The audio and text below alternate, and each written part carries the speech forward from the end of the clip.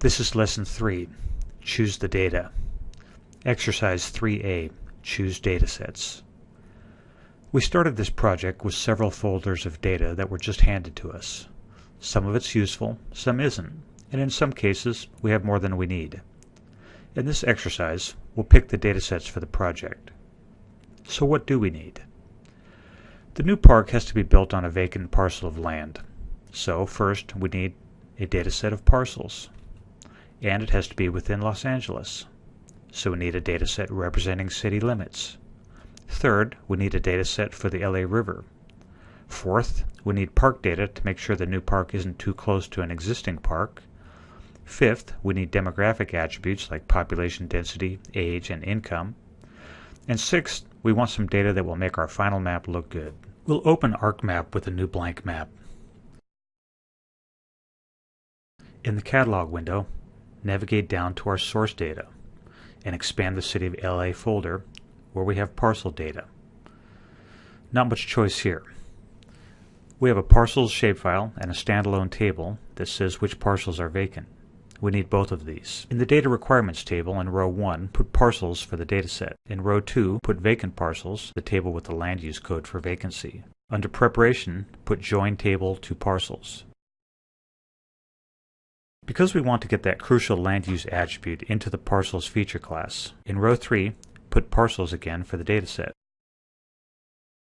And we need to calculate parcel areas to make sure they're at least an acre. And that completes our first objective. Next, we need a dataset for the city limits. In the Catalog window, open the vacant parcels item description. Click the Preview tab and scroll across. There's a field called Zone City that says which city each vacant parcel is in. Sort the field in ascending order. Now sort it again in descending order. All the values say LA. So all our vacant parcels are inside the city. Close the item description and go back to the Data Requirements table. In row 4, under Dataset, put vacant parcels. Now we have to edit some other columns. We're not using spatial data to verify the parcels are in Los Angeles. We're using an attribute. And that completes our second objective. Now we'll compare our two river datasets against Imagery. Click the Add Data drop-down arrow, add base map, Imagery. You shouldn't get this message, but if you do, click Yes. In the Catalog window, under Source Data, expand the Esri geodatabase, expand Hydro. Add the river feature class to the map. Right-click and zoom to Layer. Open the symbol selector. If a layer name matches a predefined symbol, like river, that symbol gets used automatically. And close that. We don't want to see all these rivers, just the LA River. We could make a definition query, like in Lesson 1, but we can also use Symbology to isolate features. Open the river layer properties and click the Symbology tab.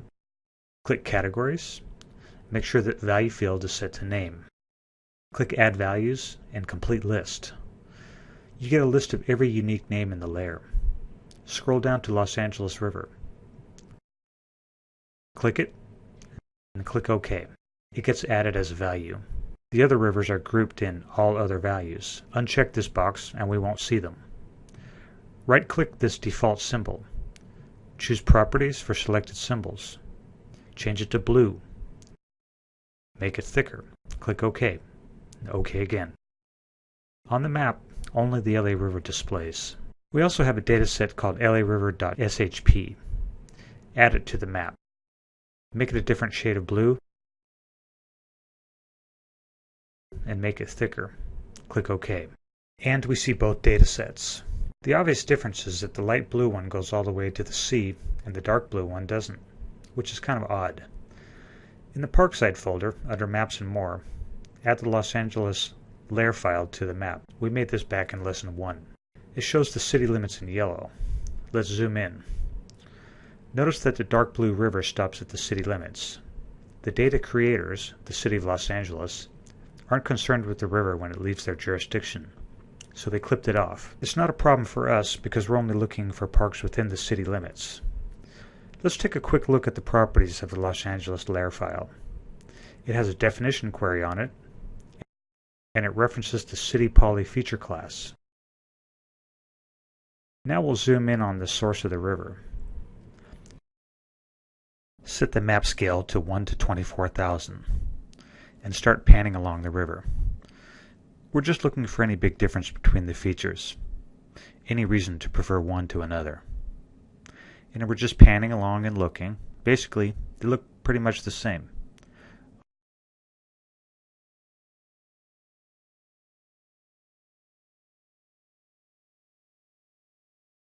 All the way down to the city limits. Now by zooming in here to a really large scale, like 1 to 2500, we can see that the features aren't identical. But they're still both within the river, as the imagery shows. So the differences don't matter. Either dataset would be fine for us. In the Data Requirements table, in row 5, we'll go with the LA River dataset. It's already narrowed down to just the one river that we want, and it's already clipped to the city limits, but we still have to do some preparation on it.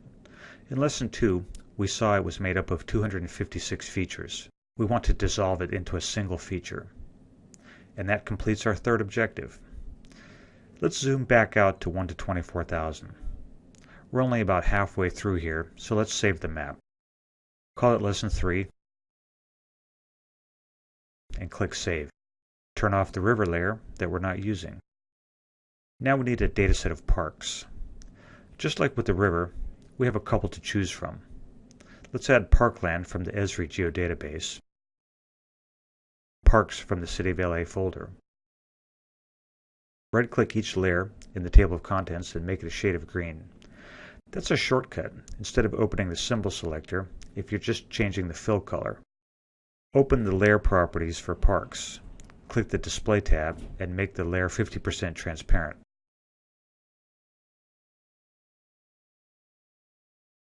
That makes it easier to compare the features. Just right here you can see that the two layers don't represent park features exactly the same. We'll take a close-up look at a park that we've chosen ahead of time. It's east of the river, about 3 miles north of where we are now. Click the Measure tool. Make sure the Measure Line tool is selected. Confirm the distance units are set to miles. And click on the map to start measuring. Move the cursor along the river. You don't have to click, just move it, unless you want to change direction. When you get to the top of the window, press the letter C on the keyboard. That lets you pan while you keep measuring.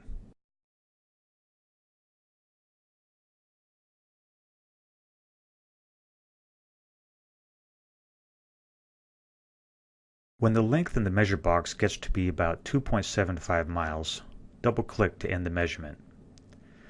Click the Identify tool and identify the park to the east. Its name is Pecan Playground. Right-click it in the Identify window and choose Zoom to. Close the window.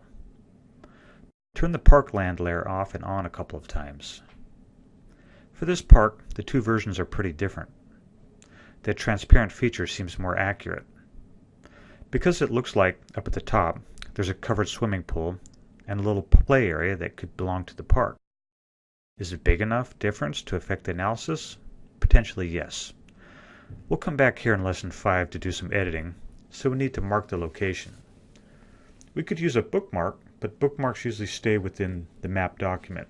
We'll use My Places instead. That's a list of locations you can access from any map document. On the Customize menu, point to Toolbars and choose Data Frame Tools. On the new toolbar, click the My Places button. In the dialog box, choose Add from Current Extent. The current map extent is called My Place. Right-click and rename it Pecan Playground.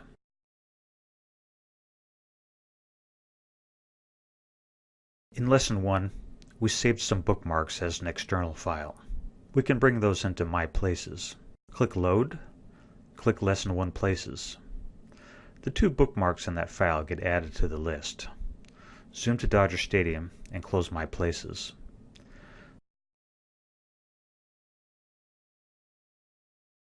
Let's keep looking at the parks. Move the city limits up in the table of contents. Close the measure box. Zoom out to see more area. And start panning along the river.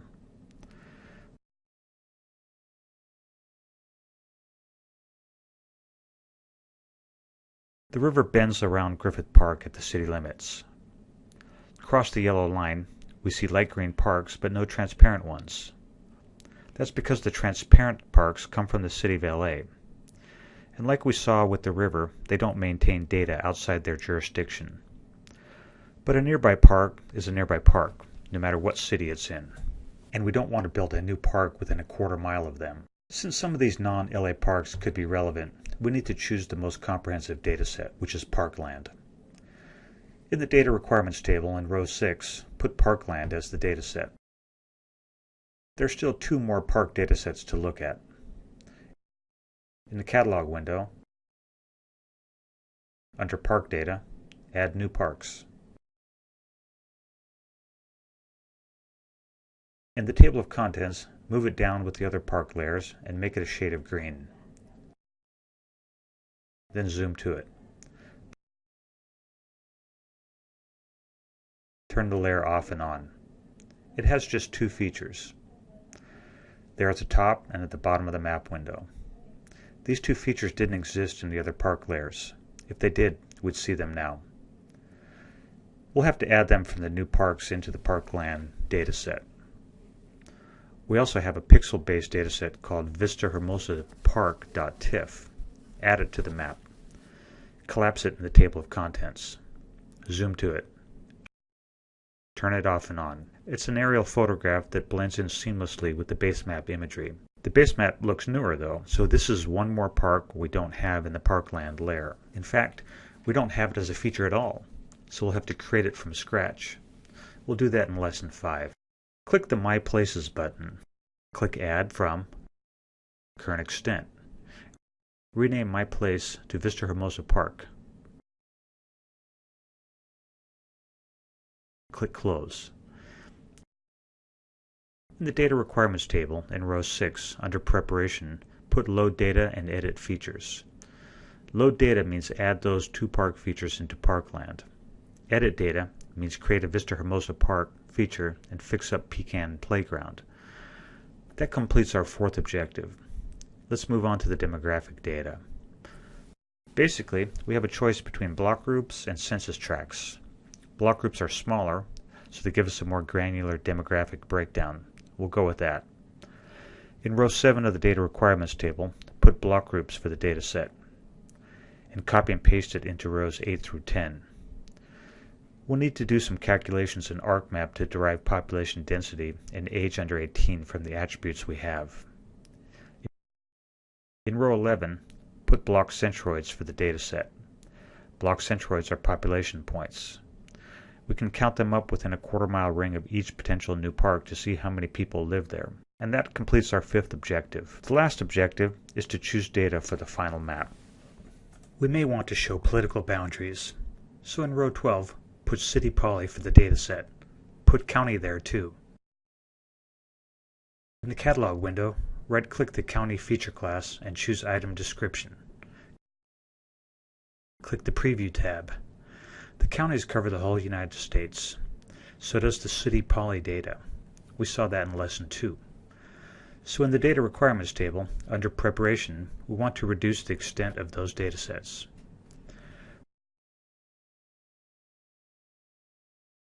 We probably want some roads on our map too.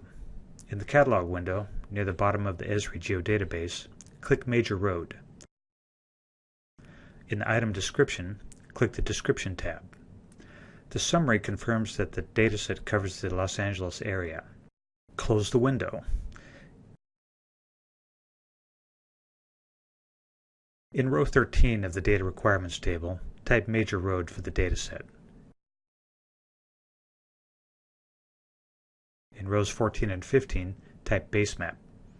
We can get relief and imagery from online basemap layers. That completes our last objective. Zoom to the extent of the Los Angeles layer and save the map. Click Customize, point to Toolbars, uncheck Data Frame Tools and remove it from the interface, and exit ArcMap.